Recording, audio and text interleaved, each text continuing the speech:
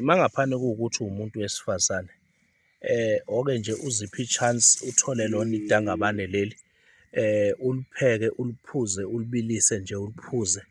Lokane uziphuzela yona nje mhlawumbe iy'nsuku eziwu-7, makuwukuthi ubaba uzobuya ekhaya. Izokusiza nje ikukline. Akekho umuntu oyobanga naye la wemama, nawe wena sisi. Mawuphuza nje le mpahla le, akekho umuntu oyobangisana naye endodeni yakho, uyohlala uwedwa kuyothanda wena. Yinto le ekwenza ukuthi uhlale ngaso sonke isitofu u-6-6, ungaze usikokothele ngoba sogcina sesishisa ezinye iy'ngane.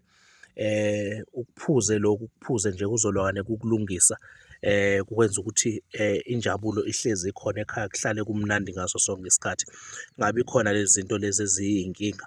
Ubaba athi mebuyile ekhaya kucace ukuthi kufanele adlule ekhaya, adlule umnyango wekhaya. Cha, asiyifuni leyo nto, sifuna ukuthi abantu bahlaliseke, kuhlalwe kube kuhle. And nanokuthi-ke okunye, another spiritual use, not a medicinal use-ke manjena wayo idangabane. Uma ngakukuthi iy'nto zakho ziyavaleka, ziyavuleka, ziyavaleka, ziyavuleka, ngitholele iqanda lenkukhu, ungitholele unwabu, ungitholele umnenke. Iqanda lenkukhu uma kuyinkukhu yasekhaya, kushise konke kushe, kube umlotha, kube insizi. Le nsizi lezi zicabe ngayo nje iy'nhlanga emzimbeni wakho. Uphinde futhi uyithathe le nsizi lena, ulokwane uyifake emanzini wakho okugeza, ugeza ngayo ekuseni, ugeze ngayo ntambama.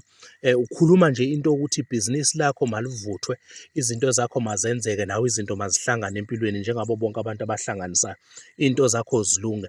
Alikho ibhizinisi lakho eliyofa uma kuwukuthi usuke usebenza ngale nduku le engikunikeza yona. Induku enamandla le yokuphumelela, yokudla, yokuhlafuna, yokuphila kubantu abasuke befuna ukuphila. Izinto zikwazi ukuthi zenzeke, kwazi ukuthi kukhanye kube kuhle, kube mhlophe, makugusheke makube kuhle. Masibonge.